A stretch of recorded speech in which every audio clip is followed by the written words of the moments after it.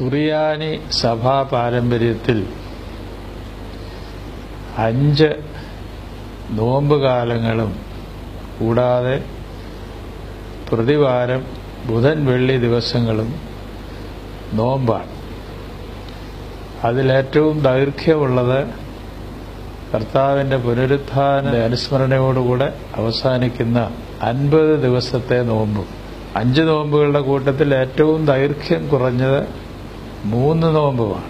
എന്നാൽ 3 നോമ്പും വലിയ നോമ്പും തമ്മിൽ അതിൻ്റെ രൂപഭാവങ്ങളിൽ ഏറെ സാമ്യം കാണുന്നുണ്ട്. വലിയ നോമ്പിലെ പോലെ തന്നെ 3 നോമ്പിലും ഉപവാസവും മധ്യാഹ്ന പ്രാർത്ഥനയോടുകൂടെ 40 കുമ്പിടിയിലും നടന്നു വരും. എന്നാൽ ഈ നോമ്പിൻ്റെ പ്രാധാന്യ ഉത്ഭവവും പരിശോധിക്കുന്നുവെങ്കിൽ ഒരു രീതിയിൽ വലിയ നോമ്പിലേക്കുള്ള ഒരു പരിശീലനമാണെന്ന് തോന്നിപ്പോകും 3 നോമ്പ്. പഴയ നിയമ പുസ്തകങ്ങളിൽ എസ്തേറിൻ്റെ പുസ്തകത്തിൽ യഹൂദന്മാർക്ക് അന്ന് ഭരിക്കുന്ന രാജാവിൽ നിന്ന്, അഹശ്വേരോശ് രാജാവിൽ നിന്ന് അടിമകളായി കൊണ്ടുപോയിരുന്നതാണ് ബാബേലിൽ. അവിടുത്തെ രാജാവിൽ നിന്ന് ഏറെ പീഡകളുണ്ടായി. രാജാവും ജനങ്ങളും യഹൂദന്മാർക്കെതിരായിരുന്നു. അക്കാരണത്താൽ തന്നെ യഹൂദരെ മുഴുവൻ ഇല്ലായ്മ ചെയ്യുന്നതിന് വേണ്ടിയുള്ള ഗൂഢാലോചന ആ രാജ്യത്ത് നടന്നു. എന്നാൽ രാജാവിൻ്റെ പട്ടമഹിഷികളിൽ ഒരാളായി എസ്തേർ രാജ്ഞി ഉണ്ടായിരുന്നു. എസ്തേർ രാജ്ഞിയുടെ അമ്മാവനാണ് മൊർദെഖായി. യഹൂദന്മാരെ നിഗ്രഹിക്കുന്നതിനുള്ള ആലോചനകൾ നടക്കുന്നു എന്നറിഞ്ഞ് മൊർദെഖായി ആ വിവരം എസ്തേറിനെ അറിയിക്കുകയും എസ്തേർ സ്വജീവൻ പോലും തൃണവൽക്കരിച്ച് രാജസന്നിധിയിലെത്തി ഈ അപകടത്തെപ്പറ്റി സങ്കടം പറയുകയും യഹൂദന്മാർക്ക് ആ അപകടത്തിൽ നിന്ന് വിമുക്തി ഉണ്ടാകുകയും ചെയ്തു എന്നാണ് ആ പുസ്തകത്തിൽ വർണ്ണിക്കുന്നത്. അതിന് മുഖാന്തരമായി നടന്നത് മൊർദെഖായിയും എസ്തേറും തമ്മിൽ ഉള്ള ആലോചന വഴിയായി 3 ദിവസത്തേക്ക് യഹൂദന്മാർ മുഴുവൻ പേരും, കൽദയ രാജ്യത്തുണ്ടായിരുന്ന മുഴുവൻ യഹൂദന്മാരും 3 ദിവസത്തേക്ക് ജലപാനം പോലും ഇല്ലാതെ അതികഠിനമായ വ്രതം അനുഷ്ഠിച്ചു എന്നതാണ്. ഈ 3 ദിവസത്തെ വ്രതം ഫലം കാണുക മാത്രമല്ല, അവരുടെ സമൂഹത്തിന് മുമ്പ് ഇല്ലാതിരുന്ന സ്ഥാനമാനങ്ങളും രാജാവിൻ്റെ പ്രീതിയും എല്ലാം ലഭിക്കുന്നതിനിടയായി.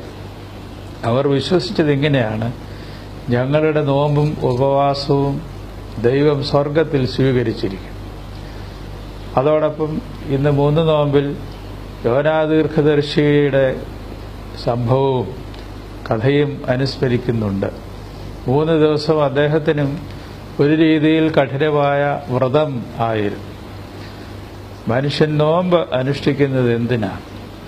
അവരുടെ ശരീര മനസ്സുകളെ ചിട്ടപ്പെടുത്തുന്നതിനും സംസ്കരിച്ചെടുക്കുന്നതിനും പൊതുവെ ജീവിതത്തിൽ ആത്മനിയന്ത്രണം സാധിക്കുന്നതിനും ആണല്ലോ. ഈ കാര്യങ്ങൾക്ക് മറ്റൊരു മരുന്നില്ല. ഇപ്പോഴും ഉപവാസം കൊണ്ടും ദണ്ഡനമസ്കാരം കൊണ്ടും സാധിക്കുന്നത് അവനവൻ്റെ മേൽ നല്ല നിയന്ത്രണവും സ്വാധീനവും ലഭ്യമാകുന്നു എന്നതാണ്. ഭക്ഷണം, വസ്ത്രം, പാർപ്പിടം ആദിയായ അടിസ്ഥാനപരമായ ആവശ്യങ്ങളെ പോലും കരുതാതെ നോമ്പനുഷ്ഠിക്കുന്നവരുണ്ടല്ലോ. ആഹാരത്തിന് നിയന്ത്രണം, ഉറക്കത്തിന് നിയന്ത്രണം, സംസാരത്തിന് നിയന്ത്രണം, ഈ കാര്യങ്ങളെല്ലാം എപ്പോഴും വ്രതവുമായി ബന്ധപ്പെട്ടതാണ്. ഒരുതരം സന്യാസമാണ് ഈ നോമ്പുകാലം എന്ന് പറയാമായിരിക്കാം. അപ്പോൾ നാവിനെ നിയന്ത്രിക്കുകയും അങ്ങനെ സംഭാഷണങ്ങൾ നിയന്ത്രിക്കപ്പെടുകയും യോഗ്യമല്ലാത്ത സംസാരങ്ങൾ ഒഴിവാകുകയും അമിത ഭക്ഷണം ഒഴിവാക്കുകയും ചില പ്രത്യേക ഭക്ഷണ സാധനങ്ങൾ നിർബന്ധമായി ഒഴിവാക്കുകയും അതേ സമയത്ത് തന്നെ ദരിദ്രരെ സഹായിക്കുകയും ചെയ്യുന്നു.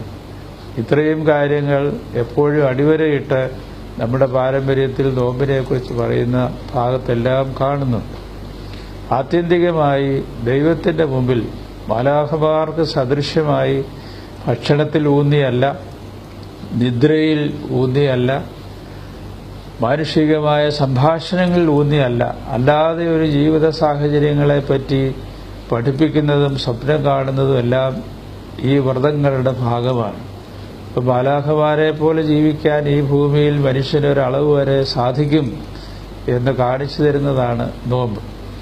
അങ്ങനെ 3 നോമ്പ് അധികം പേരും ആചരിക്കുന്നതാണല്ലോ. 3 ദിവസത്തേക്കുള്ളതേ ഉള്ളൂ എന്നുള്ളതിനാൽ ധാരാളം ആളുകൾ കഠിനമായ വ്രതാനുഷ്ഠാനങ്ങളോടുകൂടെ 3 നോമ്പ് ആചരിക്കുന്നുണ്ട്. പൊതുവെ കുടുംബങ്ങൾക്കും വ്യക്തികൾക്കും സഭ മുഴുവനായി ദൈവാനുഗ്രഹം ലഭ്യമാകുന്നതിനും മനുഷ്യരുടെ ചെയ്തികൾ മൂലം ദൈവകോപം ഉണ്ടാകുന്നത് ഒഴിവാകുവാനും പൈശാചികമായ പ്രേരണകൾ നിഷ്കാസനം ചെയ്യപ്പെടുന്നതിനുമെല്ലാം നോമ്പ് എന്നും ഉപകരിക്കും.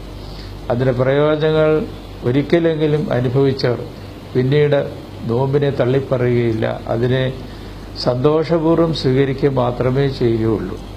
നമുക്ക് നമ്മുടെ മേൽ വിജയം നേടുന്നതിന്, പൈശാചികമായ ശക്തികളുടെ മേൽ ആത്യന്തികമായി വിജയം നേടുന്നതിന് കർത്താവ് തന്ന വലിയൊരു ആയുധമാകുന്നു നോമ്പ്. അത് കേവലം അദ്ദേഹം പ്രഭാഷണങ്ങളിലൂടെയല്ല, നോമ്പ് അനുഷ്ഠിച്ച് മാതൃക കാണിച്ചു തന്നയാളാണല്ലോ കർത്താവായ യേശുമിശിഹ. കൂട്ടത്തിൽ പഴയ നിയമപിതാക്കന്മാരായ മോശയും ഏലിയാവും 40 നാൾ നോമ്പ് നോറ്റവരാണ്. ഈ വലിയ മാതൃകകളെല്ലാം പുതിയ നിയമകാലത്തേക്കും പ്രസരിച്ചു. ക്രൈസ്തവ സഭയിലെ പുരാതന പിതാക്കന്മാർ, മരുഭൂമിയിലെ പിതാക്കളും മാതാക്കളും ആയ വലിയ സന്യാസിമാർ, അവരെല്ലാം നല്ല കാർക്കശ്യത്തോടുകൂടെ നോമ്പ് അനുഷ്ഠിച്ചവരാണ്. ഈ ആധുനിക കാലത്തും നോമ്പിന് വലിയ പ്രസക്തിയും സ്ഥാനവുമുണ്ട്.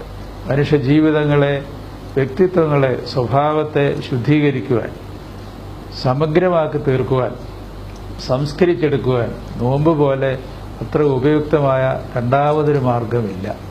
ഈ കാര്യങ്ങളെല്ലാം മനസ്സിൽ വെച്ചുകൊണ്ട് തന്നെ ഈ 3 നോമ്പ് നമുക്ക് ആത്മാർത്ഥമായി അനുഷ്ഠിക്കാം. അതുവഴി വലിയ നോമ്പിലേക്ക് ഒരു വാതിൽ തുറക്കുന്നത് പോലെ നമുക്ക് തോന്നും. വലിയ നോമ്പിന്റെ പടിവാതിൽ എത്തിയിരിക്കുന്നു. 3 ദിവസത്തെ ആത്മസംസ്കരണത്തോടുകൂടെ ദൈവകൃപ നമുക്കും ഈ നോമ്പിലൂടെ ലഭ്യമാകട്ടെ. എല്ലാവരെയും ദൈവം അനുഗ്രഹിക്കട്ടെ.